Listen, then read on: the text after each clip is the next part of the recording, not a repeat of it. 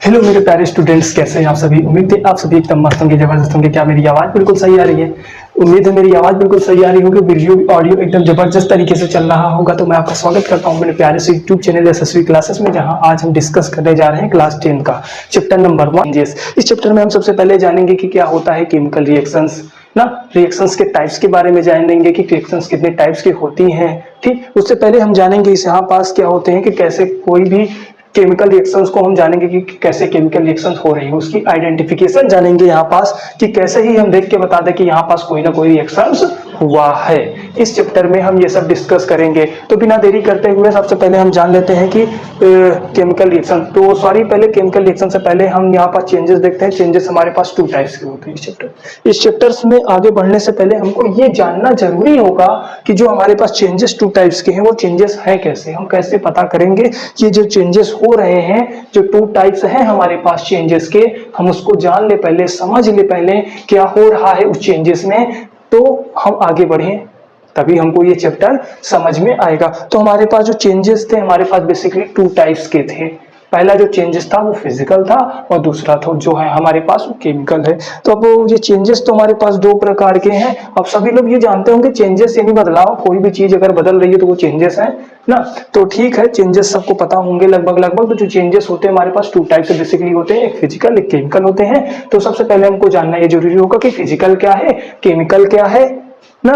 तो ये सब डिस्कस करेंगे, तभी इस चैप्टर के आगे बढ़ने में हमको मजा आएगा। ठीक, तो पहले हम जान लेते हैं क्या होता है फिजिकल चेंजेस। तो सबसे पहले फिजिकल चेंजेस की अगर हम बात करें तो फिजिकल चेंजेस होते क्या है उसके बारे में अगर हम डिस्कस करें तो कुछ नहीं होता है। क्या होता है कि जो कोई भी प्रॉपर्टी होती है, ओ सॉरी सब मैटर होता है, मैटर की जो प्रॉपर्टी है, फिजिकल प्रॉपर्टीज, जैसे उसकी साइज है, कलर है, शेप है ना। मैंने क्या बोला ये है कि अगर कोई भी मैटर है, मैटर का शेप, साइज, कलर, अगर ये सब क्या हो रहा है, चेंज हो रहा है, तो ये सब क्या है, उसके फिजिकल चेंजेस हैं। और ये फिजिकल चेंजेस होने के कारण ही हम कह देते हैं ये फिजिकल चेंजेस है ना। फिजिकल चेंजेस, फिजिकल में क्या क्या आ जाएगा, कोई भी मैटर है उसकी साइज अगर चेंज हो जाए, शेप चेंज हो जाए, अगर कलर चेंज हो जाए, ये सब क्या है हमारे पास फिजिकल। फॉर एग्जांपल अगर हम एक पेज लें, पेज ना, पेज अगर लेंगे तो पेज लेने के बाद हमने उसको मोड़ करके कुछ उसका शेप चेंज कर दिया और उससे कोई भी चीज नया बनाते। जैसे हम बचपन में होते थे तो कागज की पानी बरसात होती थी, तो बरसात का समय भी आ रहा है, तो पानी जब बरसता था तो हम क्या करते थे, उस पेज को लेते थे, उससे नाव बनाते थे। ठीक, और नाव को वही पानी में डाल देते थे, वो नाव आगे बढ़ती थी। तो यहाँ पास ऐसा नहीं करना है। यहाँ पास क्या है कि अगर हम पेज लिए उससे नाव बनाए तो पेज का जो पहले साइज था वो एक रेक्टेंगल था, ऐसे कुछ ऐसे था रेक्टेंगल, लेकिन अब जब हमने उससे नाव बना दी तो उस पेज का शेप और साइज दोनों डिफर हो गया। पहले एक रेक्टेंगल था, साइज बड़ी थी, अब क्या हो गया, जब हमने उससे नाव बना दिया तो उसका शेप कुछ इतना बड़ा होगा और उसका जो साइज जो होगा छोटा होगा और उसका शेप जो होगा वो एक नाव की तरह हो गया होगा। ठीक, तो हमको लगता है कि आप बेसिकली अगर समझ गए होंगे यहाँ पास मोटा मोटा जो फिजिकल हमारे पास चेंजेस होता है। ठीक, कोई भी मैटर होता है तो मैटर, हम हमारे ख्याल से आपको मैटर्स बोल रहे हैं तो मैटर्स पता होंगे क्या होते हैं। तो अगर नहीं पता है तो इस चैप्टर में मैं बता देता हूँ मैटर क्या होते हैं। क्लास 9 के चैप्टर में हमने पढ़ा होगा मैटर, MATTER मैटर। तो मैटर हम बोल रहे हैं यहाँ पास, तो मैटर की ही तो ये सब प्रॉपर्टी होती है physical changes, chemical changes. Matter अगर चेंज हो रहा है तो ठीक, तो मैटर देखिए क्या होता है, कोई भी अगर मेरे पास सब्सटेंस अगर मैंने ले लिया, इसका कुछ ना कुछ द्रव्यमान है, द्रव्यमान कहने का मतलब इसका कुछ ना कुछ वेट है और ये सब कुछ ना कुछ स्पेस को कवर कर रहा हो। क्या बोला मैंने कहा कि अगर ये मैटर है तो मैटर होने के कारण इसके पास कोई ना कोई मास होगा ना, मास होगा तो ये कोई ना कोई, अगर मास होने के बाद अगर ये क्या करे, सम स्पेस ऑक्युपाई कर ले, कुछ स्पेस ऑक्युपाई कर ले, इतना कर ले। अगर मैंने फुटबॉल लिया, ऐसे मान लो फुटबॉल है ये, और ये फुटबॉल को क्या किया मैंने, इस बोर्ड पे ऐसे रखा तो इतना एरिया उसने ले लिया, और उस फुटबॉल को अगर वेट मशीन पर अगर हम रख दे तो उसका कुछ ना कुछ मास होगा, तो उसका मास भी है, कुछ स्पेस भी ऑक्युपाई कर रहा है, तो वो क्या है, मैटर। ठीक है, उम्मीद करता हूं मैटर भी एकदम क्लियर हो गया होगा।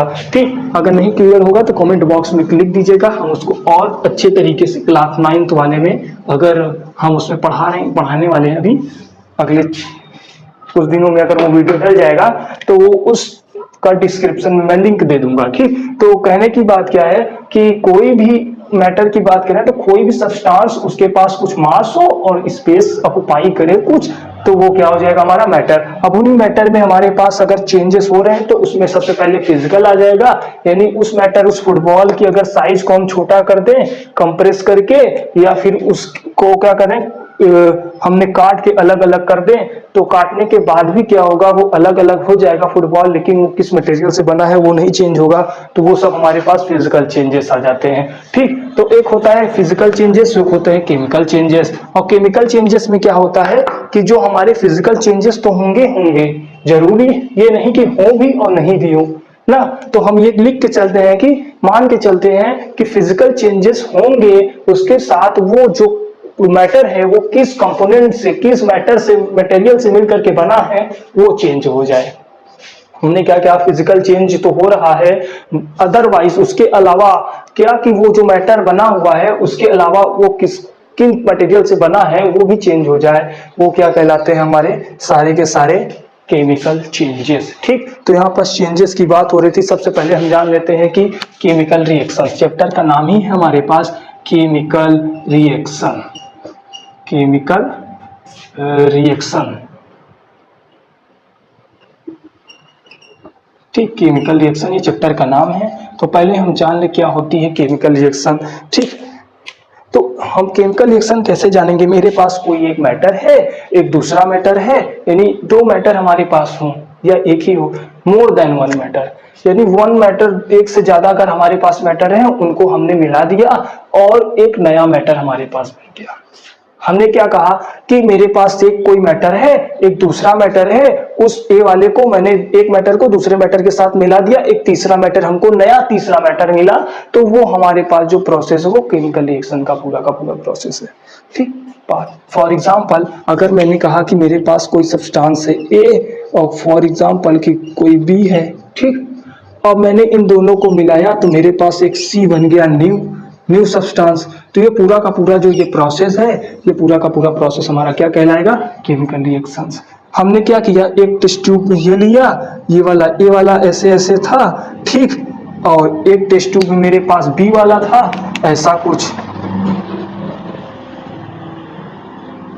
ठीक, ये था। अब मेरे पास मैंने कहा कि मेरे पास कोई एक तीसरा टेस्ट ट्यूब मैंने लिया, उसमें दोनों को हमने ऐसे मिला दिया, इधर से मिला दिया, इधर से मिला दिया, और ये मेरे पास एक तीसरा कोई सब्सटेंस आ गया, तो ये क्या हो गया मेरे पास, एक केमिकल रिएक्शन। पूरा का पूरा होल प्रोसेस मेरे पास क्या हो जाएगा, एक केमिकल रिएक्शन का हो जाएगा। इसे ही कहते हैं केमिकल रिएक्शन। आई होप आपको यहाँ तक क्लियर हो गया होगा।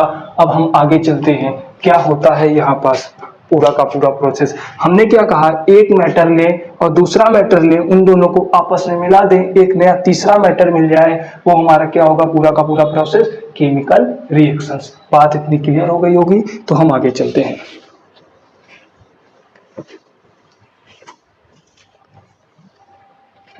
तो हम यहाँ पर डिफिनीशन अगर देखें केमिकल रिएक्शन की, तो केमिकल रिएक्शन की डिफिनीशन अगर देखें तो हम डिफिनीशन यहाँ पास लिख लेते हैं, क्या है,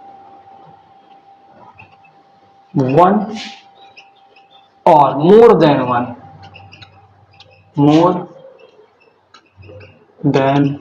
one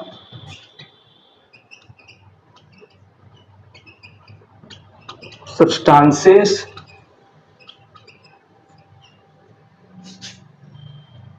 react to each other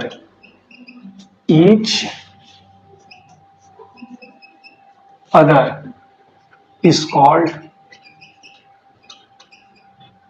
chemical reaction. Is called chemical reaction, यानी कहने की बात कि एक या एक से अधिक हमारे पास सब्सटेंस हो और वो आपस में रिएक्ट करके एक नया कंपाउंड बना दे। सॉरी यहाँ पास एक मैंने गड़बड़, react to each other and form new substance and form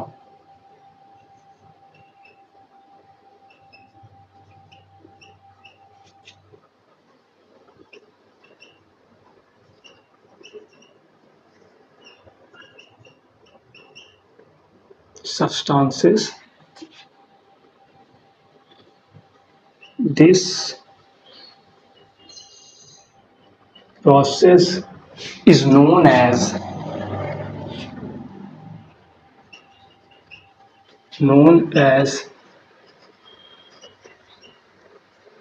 chemical reaction। यानी कह दिया कि one or more than one substance react to each other and form new substance। एक नया सब्सटेंस बन रहा है और this process is known as chemical reaction. और ये पूरी की पूरी प्रोसेस हमारी क्या होगी? केमिकल रिएक्शंस होगी। हमारे ख्याल से यहां तक बात अगर क्लियर हो गई। यहां पर जो एक इंपॉर्टेंट पॉइंट यहां पास देख रहे हैं, जो फॉर्म्ड न्यू सब्सटेंस लिखा हुआ है, यानी कोई ना कोई एक नया सब्सटेंस हमारे पास बनेगा। अब ये ना कहना कि एक गिलास में पानी ले लिया और मिला दिया, दोनों को पानी ही हो गया, कह दिया केमिकल रिएक्शन हो गई। ऐसा नहीं होता है, क्योंकि हमारे पास दोनों अलग अलग होने चाहिए और एक जो तीसरा बनेगा वो अलग होना चाहिए दोनों से। ठीक, जैसे हमने क्या किया कि चीनी को लिया, पानी को लिया, चीनी और पानी को मिला दिया, दोनों सब्सटेंस अलग अलग थे। हमको घोलने के बाद वो पानी की तरह दिख रहा है, लेकिन it is not a water ना, वो पानी एक नहीं है। वो पानी के साथ चीनी और पानी का क्या है? एक सॉल्यूशन है हमारे पास। ठीक, जिसे शरबत हम आमतौर पे कहते हैं, उसे पीते हैं तो उसका स्वाद मीठा होता है ना। उस लिक्विड का उसकी प्रॉपर्टीज चेंज हो गई, चीनी से अलग हो गई, पानी से अलग हो गई। चीनी सॉलिड था, खाने में मीठा रहा था, लेकिन अब वो जो सॉल्यूशन बना है वो लिक्विड में है, पीने के बाद मीठा रहा था। पानी तो पहले लिक्विड था, उसको पी रहे थे, मीठा नहीं था, उस स्वीट स्वादलेस था, मतलब वो स्वाद उसमें नहीं था, कोई स्वादहीन था। लेकिन अगर वो पानी जो हमने लिक्विड उसमें चीनी डाल दी है, अब वो लिक्विड के फॉर्म में उसको पी रहे हैं, तो उसका स्वाद कैसा रहा है? मीठा आ रहा है। तो कहने की बात यही है कि दोनों की प्रॉपर्टी अलग अलग हो गई थी। एक सॉलिड में था तब मीठा आ रहा था, अब एक लिक्विड में तब मीठा आ रहा था। एक लिक्विड में था तब मीठा नहीं था, अब ये वाला लिक्विड में तब मीठा है। सब सारी की सारी प्रॉपर्टीज चेंज हो गई हैं। तो ये हमारा केमिकल रिएक्शंस हो गया। ठीक, अब केमिकल रिएक्शंस हुआ, चेंजेस हो रहे हैं हमारे पास। ठीक, फिजिकल हो रहे हैं, केमिकल हो रहे हैं। ठीक, अब हम यहाँ पास दूसरी बात, ये केमिकल रिएक्शंस तो हो गई। अब हम जानेंगे कैसे कि केमिकल रिएक्शंस हो रही है। हमारे आसपास बहुत से ऐसे रिएक्शंस हो रही है जो दिन भर हमको पता ही नहीं है केमिकल रिएक्शंस है या नहीं है। तो हम आइडेंटिफाई कैसे करेंगे कि केमिकल रिएक्शंस हो रही है? वही केमिकल रिएक्शंस है जो हम अपनी आंखों से देख रहे हैं। ये जानना हमको जरूरी हो जाता है, क्योंकि हम अपने आसपास बहुत सी ऐसी चीज देख रहे हैं, लेकिन हमको ये पता नहीं कि वो केमिकल रिएक्शंस है या नहीं है। तो हमको ये जानना बहुत जरूरी हो जाता है कि वो केमिकल रिएक्शंस है या नहीं है। तो हम सबसे पहले बता दें आइडेंटिफिकेशन ऑफ केमिकल रिएक्शंस। ये टॉपिक बहुत इंपॉर्टेंट है, जानना बहुत जरूरी है कि कैसे हम आइडेंटिफाई करें कि वो केमिकल रिएक्शंस है। आइडेंटिफिकेशन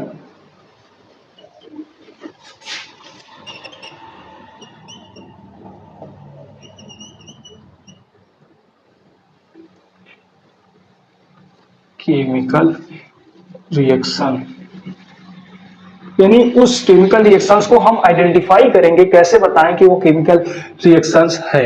देख के ही बताएं हम यहाँ पास, ऐसा हमारे पास कुछ ना कुछ होगा। तो सबसे पहली बात, वहां पास कोई ना कोई स्टेट का चेंज होगा। क्लास 9th में हम डिस्कस कर चुके हैं कि स्टेट ऑफ मैटर क्या होती है।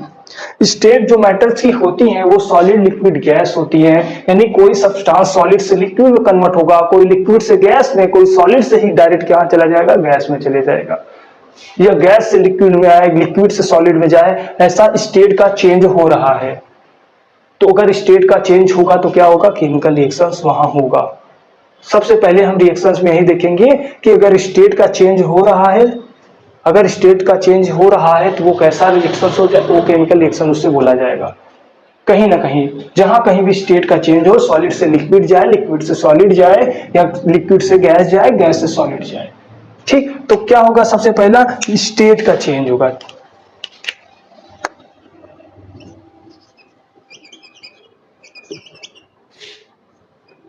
Change in state.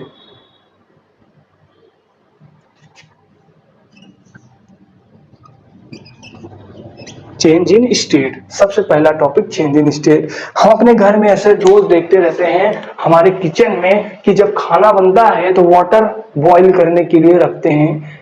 किसी भी काम करने के लिए अगर वाटर वहां से रखते हैं या कुछ भी बनाते हैं, दाल चावल अगर बनाते हैं तो वहां से वाटर का वेपर में कन्वर्ट होता है, यानी गैस में कन्वर्ट होता है। दाल बनाए, चावल बनाए, कुछ भी होता है, कुकर के प्रेशर से जब सीटी लगती है तो वहां से भाप स्टीम निकलते हैं, वो क्या होता है गैस के रूप में चल कन्वर्ट हो जाता है लिक्विड। हम उसको टेम्परेचर दिए जा रहे हैं, उसका बॉइलिंग पॉइंट बढ़ जाता है, बॉइलिंग पॉइंट करें, बॉइलिंग पॉइंट तक पहुंचने के बाद वो टेम्परेचर क्या करने लगता है, वेपर में कन्वर्ट होने लगता है, जो हमारा वाटर होता है। तो जो वाटर वेपर में कन्वर्ट होने लगा तो वो गैस के रूप में जब आने लगेगा तो उसका स्टेट चेंज हो गया, लिक्विड से कहाँ चला गया, गैस में चला गया। वहां भी केमिकल रिएक्शंस हो रही है। हम अपने एटमॉस्फेयर में यहाँ पास देखते रहते हैं, 1 पाउंड में वाटर है, सन की हीट से वो वाटर क्या हो रहा है, वेपराइज होकर के उड़ गया, ऊपर चला गया और बादल बन गया, क्लाउड बन गया, और फिर बरसात के दिनों में वही बादल से पानी के नीचे चला आता है। ये होल प्रोसेस से केमिकल रिएक्शंस होती है कि वाटर का वेपर में कन्वर्ट होना, और जो वेपर वहां पास थे सॉलिड में हो जाते हैं, बादल के रूप में बन जाते हैं, और वही बादल पानी के रूप में फिर गिरने लगते हैं। एक स्टेट पूरी की पूरी चेंज हो रही है, एक सर्किल बन रहा है, एक साइकिल बन रहा है, जो साइकिल पूरा चल रहा है, हमेशा के लिए चलेगा वो। वहां पास भी क्या हो रही है, केमिकल रिएक्शंस हो रही है। तो यहाँ पास हम पहला हो गया स्टेट का चेंज। अब दूसरा हमारे पास आएगा कलर में चेंज। दूसरा हमारे पास अगर कलर चेंज हो रहा है उसका, तो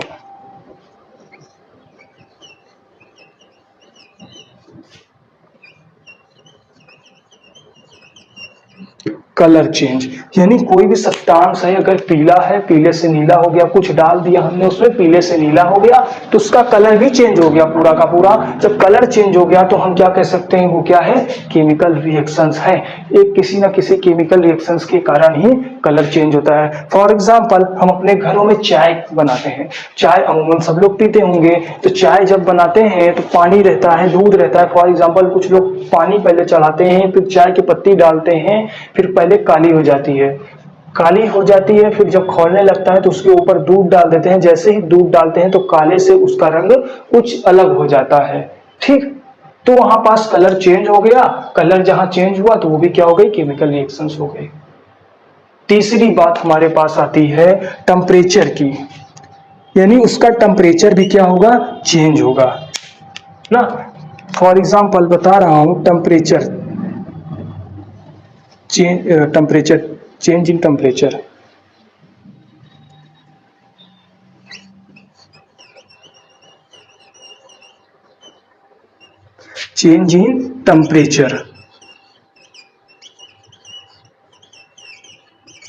ठीक, यानी टेम्परेचर में चेंज हो गया। टेम्परेचर में कैसे चेंज हो गया, हमने क्या किया, एक टेस्ट ट्यूब ली यहाँ पास, फॉर एग्जाम्पल एक टेस्ट ट्यूब ली यहाँ पास, ठीक, और दूसरी टेस्ट ट्यूब ली, इसमें कोई मटेरियल है, और यहाँ पास हमने दूसरी टेस्ट ट्यूब ली, हाँ, और यहाँ पास क्या किया, दोनों टेस्ट ट्यूब को इसमें ऐसे मिला दिया, ठीक। और जब मिलाने के बाद देखा ये कहीं ना कहीं कुछ कोल्ड हो गया या हॉट हो गया,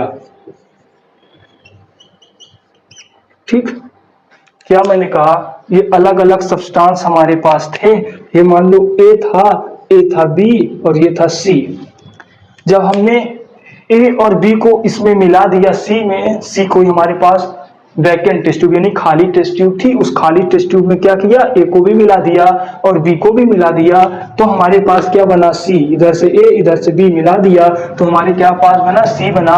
और वो जो सी का टेम्परेचर था या कोल्ड हो जाए जो पहले था, या उससे हॉट हो जाए, तो ये हमको बताएगा कि क्या हो रहा है यहाँ पास, केमिकल रिएक्शंस। केमिकल रिएक्शंस को हम ऐसे ही जानेंगे कि टेम्परेचर अगर चेंज हो रहा है, हॉट से कोल्ड जाए या कोल्ड से हॉट हो जाए, वहां टेम्परेचर का डिफरेंस आ जाएगा एक, और डिफरेंस जब क्रिएट हो जाएगा तो हम क्या कह देंगे कि वहां कोई ना कोई केमिकल रिएक्शंस हुई है। ये बात हो गई। और चौथी बात हमारे पास होती है, गैस कोई ना कोई निकलेगी। अगर कहीं ना कहीं से अगर गैस निकलेगी तो क्या होगा, वो केमिकल रिएक्शंस होगा, ठीक। यानी गैस का निकलना भी हमारे पास क्या होता है, केमिकल रिएक्शंस होती है। फॉर एग्जाम्पल अगर हम देखते हैं पानी को लें, पानी को अगर गर्म करें, पानी को गर्म करने के बाद जो पानी क्या होता है, वो धीरे धीरे वेपराइज हो जाता है, तो वहां से वेपर के रूप में, गैस के रूप में वाटर निकल जाता है, और निकलने के कारण पानी हमारे पास कम हो जाता है, ठीक। धीरे धीरे, और जब पानी कम हो जाएगा तो वो क्या हो जाएगा, सारा का सारा गैस में कन्वर्ट हो जाएगा। जो दो गैस में वेपर में कन्वर्ट हो रही है वो फिर हमारे पास क्या है, केमिकल रिएक्शन। ठीक, तो हम यहाँ पास कह दें एमिशन ऑफ गैस।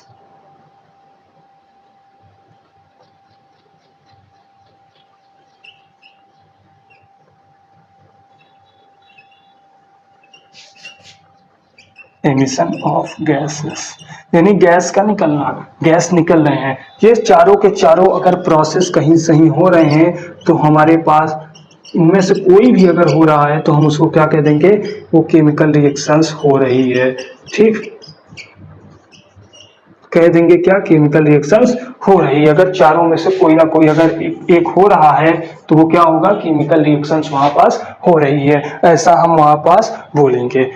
तो आई होप यहाँ तक आपको समझ में आया होगा। अगर यहाँ तक कोई भी अगर डिस्टर्ब होता है तो प्लीज हमें कमेंट बॉक्स में कमेंट कीजिए, हम आपके डाउट को क्लियर करेंगे और अच्छे से बताने का प्रयास करेंगे। तो हमने क्या कहा कि अगर एक या एक से अधिक वन और मोर देन सब्सटेंस अगर आपस में रिएक्ट करते हैं और एक न्यू सब्सटेंस अगर फॉर्म कर देते हैं तो वो क्या हो जाता है, chemical reaction is known as chemical reactions. अब हम कोई रिएक्शंस हो रही है केमिकल, तो कैसे जानेंगे कि वो केमिकल रिएक्शंस हुई, तो आइडेंटिफिकेशन ऑफ केमिकल रिएक्शंस, उसकी पहचान करने के लिए सबसे पहले हम देखेंगे कि कोई स्टेट तो नहीं चेंज हो रहा है। अगर स्टेट चेंज हो रहा है तो हमारा केमिकल रिएक्शंस है। अगर कलर चेंज हो रहा है तो केमिकल रिएक्शंस है। अगर टेम्परेचर में चेंजेस आ रहे हैं तो केमिकल रिएक्शंस है। अगर कोई ना कोई गैस एमिट हो रही है, गैस निकल रही है, तो हमारे पास क्या हो जाएगा, केमिकल रिएक्शंस हो रही है, हम ऐसा बोलेंगे। ठीक, तो आई होप यहाँ तक क्लियर हो गया होगा। तो मैं इसको रफ करता हूँ, स्क्रीनशॉट लेना हो तो स्क्रीनशॉट ले लीजिए। फिर उसके बाद हम चलते हैं केमिकल इक्वेशंस पे, कैसे केमिकल इक्वेशन लिखी जाती हैं, कैसे नहीं लिखी जाती हैं, इसके बारे में हम डिस्कस करते हैं। ठीक है, मैं इसको रफ करता हूँ।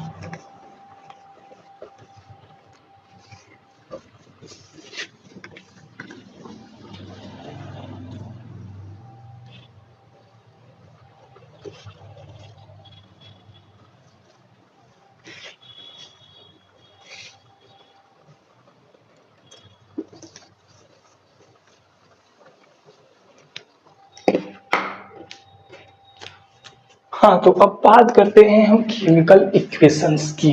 क्या होता है केमिकल इक्वेशन, तो हम यहाँ पास देखते हैं केमिकल इक्वेशन, हर एक टॉप इसके बारे में अच्छे से डिस्कस कर लेते हैं। केमिकल इक्वेशन,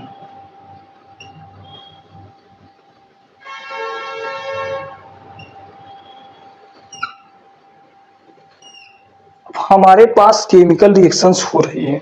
मैंने क्या कहा, वन और more than substance react to each other. अगर एक या एक से अधिक सब्सटेंस हमने लिया, उनको मिला रहे हैं तो कोई तीसरा बन रहा है ना, तो हम उसको लिख सकते हैं। जैसे फॉर एग्जांपल अगर हम एक मैग्नीशियम रिबन लें, आप लोगों के बुक में ये कॉमन एग्जांपल दिया होगा कि अगर हम कोई ना कोई मैग्नीशियम रिबन लें और उस मैग्नीशियम रिबन को अगर वायु की ऑक्सीजन के प्रेजेंस में उसको हम जला दें। क्या कहा हमने, अगर कोई ना कोई मैग्नीशियम रिबन ले, उसको वायु की ऑक्सीजन की प्रेजेंस में उसको जला दें तो जलाने के बाद हमको मैग्नीशियम ऑक्साइड मिलता है। ठीक, यानी मैग्नीशियम ऑक्साइड मिलेगा। अब इसको हम पूरा का पूरा लिखेंगे, ये पूरी कोई केमिकल रिएक्शंस है। पहले ऐसे ही लिखा जाता था, लेकिन इसमें एक समस्या थी। समस्या ये थी कि इतना बड़ा लिखेगा कौन, टाइम वेस्ट होगा। साइंस में तो टाइम वेस्ट नहीं किया जाता, जितने कम समय में हम ज्यादा चीजों को कर लें उतना ही अच्छा होता है। तो वैज्ञानिकों ने सोचा कि इतना बड़ा लिखने में समय जा रहा है, हाथ भी दर्द होने लगेगा, तो अगर हमको बहुत ढेर सारी रिएक्शंस लिखनी होंगी, केमिकल रिएक्शन, तो हम कैसे लिखेंगे फास्ट। तो उन्होंने क्या किया, वर्ड्स इक्वेशन, उनको वर्ड्स में कन्वर्ट किया। तो फॉर एग्जांपल जैसे मैंने कहा, जैसे यहाँ पास अगर कोई रिएक्शंस हो रही थी तो यहाँ पास लिखा magnesium react with oxygen and form magnesium oxide।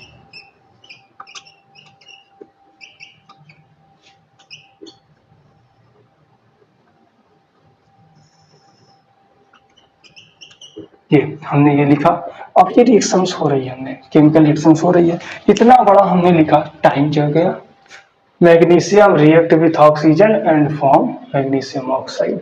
ये नहीं मैग्नीशियम ऑक्सीजन से रिएक्शन करता है तो क्या बनाता है, मैग्नीशियम ऑक्साइड। अब इतना बड़ा लिखने का झंझट था, समय लग रहा था, तो क्या किया साइंटिस्टों ने सोचा कि इसको क्या किया जाए, वही शब्द लिखे जाए जो रिएक्शन में पार्टिसिपेट कर रहे हैं। इस रिएक्शन में पार्टिसिपेट कौन कर रहा है, मैग्नीशियम और ऑक्सीजन, और प्रोडक्ट हमारा बन क्या रहा है, मैग्नीशियम ऑक्साइड। वैज्ञानिकों ने बोला, साइंटिस्टों ने बोला कि हम उन्हीं वर्ड्स को लिखें जो रिएक्शन में पार्टिसिपेट कर रहे हैं। पार्टिसिपेट कर रहा है मैग्नीशियम ऑक्सीजन और मैग्नीशियम ऑक्साइड बन रहा है। पार्टिसिपेट करने के बाद इन दोनों ने पार्टिसिपेट किया और क्या बना दिया, ये। ठीक, तो इस रिएक्शंस को, इस पूरे शब्द को वैज्ञानिकों ने पहले इसमें कन्वर्ट कर दिया कि क्या कहा कि मैग्नीशियम, मैग्नीशियम लिख दिया यहाँ पास, और कौन पार्टिसिपेट कर रहा था, ऑक्सीजन, और ये दोनों मिल रहे तो क्या बना दिया था, मैग्नीशियम ऑक्साइड।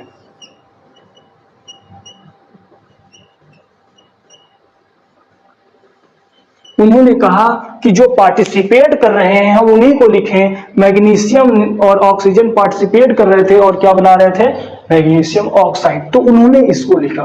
फिर उन्होंने सोचा कि ये सब एक ही जैसे दिख रहे हैं, अलग तो दिख नहीं रहे हैं, एक ही लाइन में लिख दिया हमने। अब सबको अलग अलग करना होगा, जो रिएक्शन में पार्टिसिपेट कर रहे हैं उनको अलग रहना चाहिए और जो बन रहे हैं बाद में उनको अलग रखना चाहिए। तो उन्होंने सोचा कि जो हमारे रिएक्शन में पार्टिसिपेट कर रहे हैं उनको, और जो रिएक्शंस के बाद जो बन रहे हैं उनको अलग करने के लिए हम एक एरो का यूज करेंगे, और जो एरो का हेड होगा और टेल होगा उसको इस प्रकार अरेंज करेंगे कि जो हेड होगा वो प्रोडक्ट की ओर होना चाहिए, जो टेल होगा वो क्या होना चाहिए, हमारा रिएक्टेंस की ओर होना चाहिए।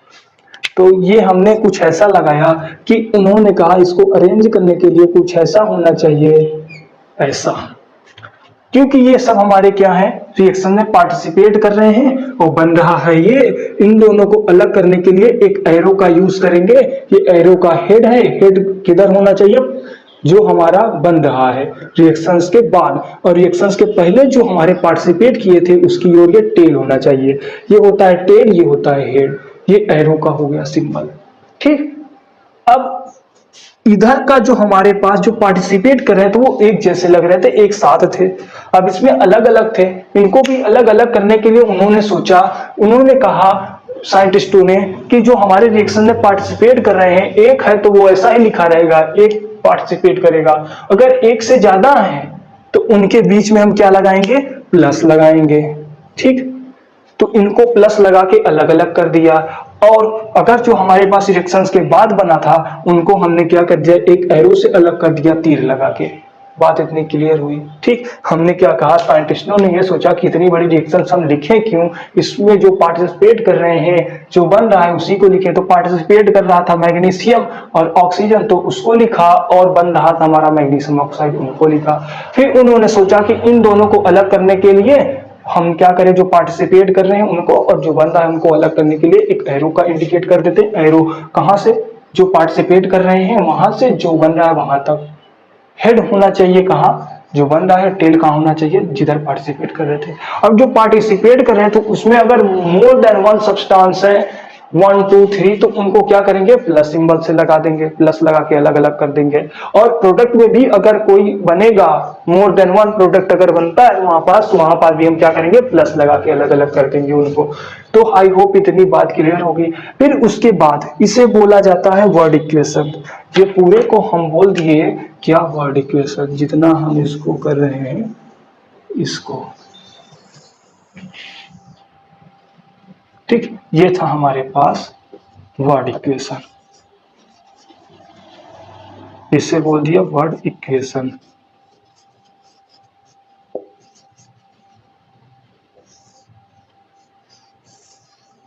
ठीक, ये वर्ड इक्वेशन हो गया हमारे पास।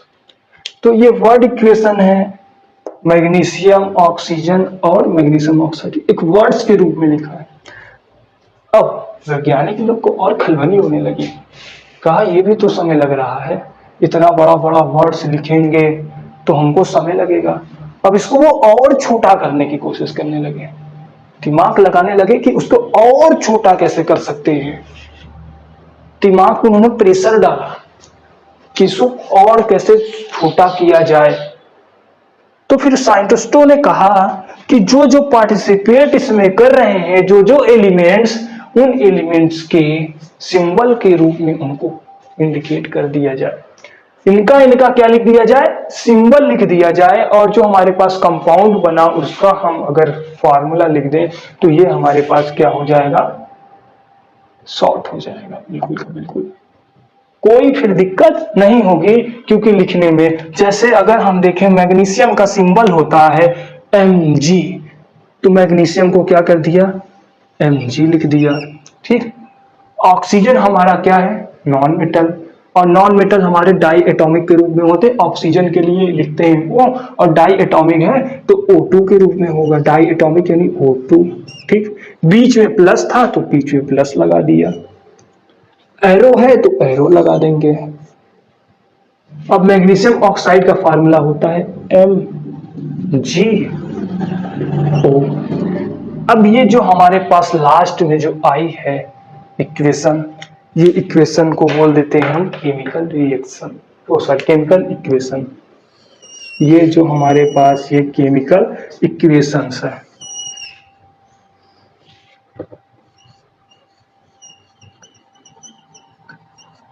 केमिकल इक्वेशंस, ये इन्हीं को क्या बोल दिया गया, केमिकल इक्वेशन बोल दिया गया, क्योंकि ये क्या है, एकदम सिंपलेस्ट फॉर्म में लिख दिए गए। सबसे पहले ऐसे लिखा जाता था, ऐसे लिखने में हमको असुविधा होती थी, यानी हमको समय लगता था इसको लिखने में। फिर उसको हमने इसमें कन्वर्ट किया वर्ड्स इक्वेशन में, और वर्ड्स इक्वेशन में भी वर्ड्स को लिखने में समय लगता था, कहीं कहीं बड़े बड़े शब्द आ जाते थे तो लिखने में हमको समस्या होती थी। तो उसको भी क्या किया हमने, सिंबल के रूप में, जो भी एलिमेंट उसमें पार्टिसिपेट कर रहे थे उनको सिंबल के रूप में लिख दिया, जो भी कंपाउंड बन रहा था उसका फॉर्मूला लिख दिया, तो वो क्या हो गया, शॉर्टेस्ट फॉर्म हो गया। और यही पूरा क्या हो गया हमारे पास, केमिकल इक्वेशन।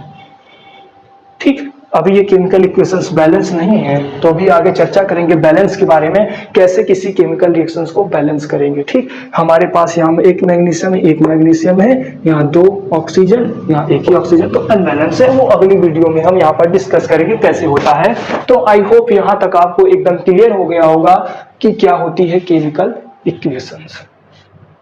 आगे चलते चलते हम इसमें और डिस्कस करेंगे केमिकल रिएक्शंस को कैसे बैलेंस करना है, हमारा नेक्स्ट टॉपिक यही होगा। तो आई होप यहाँ तक आपको क्लियर होगा, मैं आशा करता हूँ आप सभी यहाँ तक समझ गए होंगे। तो प्लीज़ अगर ये वीडियो अच्छी लगी हो तो इस वीडियो को लाइक कीजिए, हमारे चैनल को सब्सक्राइब कीजिए, और अपने दोस्तों को भी इस वीडियो को शेयर करना ना भूलें, ताकि आपके दोस्त भी ये सब सीख पाए और आगे बढ़ सके। देखो भाई, पढ़ने में तभी मजा आता है जब एक दोस्त के साथ कॉम्पिटिटिव मूड में हो। ऐसे पढ़ने में मजा नहीं है, क्योंकि जब हमारा दोस्त हमें कॉम्पिटिट करता है तो हमें एहसास होता है कि वो हमसे आगे जाने की कोशिश कर रहा है, मुझको भी उसको बीट करना चाहिए। और बीट करने का विचार अगर हम रखेंगे तो हम तभी आगे जाएंगे, क्योंकि हमको बीट करना है उससे, उसको पीछे छोड़ना है। और पीछे छोड़ने के चक्कर में हम रात दिन मेहनत करेंगे, उसे पढ़ने में लगेंगे, और जब तक पढ़ेंगे नहीं तब तक हम आगे नहीं जाएंगे। तो उससे भी शेयर कीजिए, उसको भी पता चले। ये ना सोचिए कि हम ज्यादा उससे पढ़ लें और वो क्या हो, ना पढ़े, वो पीछे रह जाए। अरे वो पीछे रह जाएगा, आप रेस में अकेले घोड़े बन के क्या करेंगे, दौड़ेंगे। वो घोड़ा ही क्या जो रेस में अकेले दौड़े। तब आपको अपनी जीत, अपनी दौड़ की स्पीड का अंदाजा नहीं होगा। स्पीड तभी पता चलेगी जब आपके साथ रेस में और ढेर सारे घोड़े हों दौड़ने के लिए। जितने ज्यादा दौड़ने के लिए होंगे उतनी ज्यादा आपको अपनी स्पीड का नॉलेज होगा कि आप कितने पानी में हैं। थैंक यू ऑल्स, उम्मीद करता हूँ ये वीडियो आपको अच्छी लगी होगी। तो हमारे चैनल को सब्सक्राइब करें और इस वीडियो को शेयर करें, लाइक करें। Thank you ऑल्स।